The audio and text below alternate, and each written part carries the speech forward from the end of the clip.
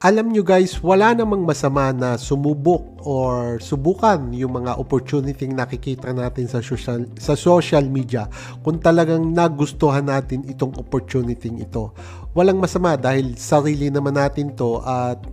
tayo naman ang magdidesisyon para sa sarili natin. Pero bilang pagbabahagi sa inyo ng aking konting experience, ang bawat business, ang bawat opportunity na nakita nyo sa social media, kahit gano'n pa man yan kaganda, kahit gano'n man ka-success yung taong nakita nyo sa social media,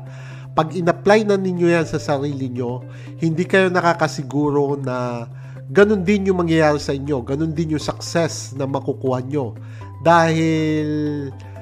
alam naman natin, siguro alam na rin naman ninyo na ang bawat business, ang bawat opportunity ay nangangailangan ng momentum, nangangailangan ng dedikasyon, nangangailangan ng learnings, kailangan yung matuto, at nangangailangan ng pagmamahal sa mapipili yung business or opportunity.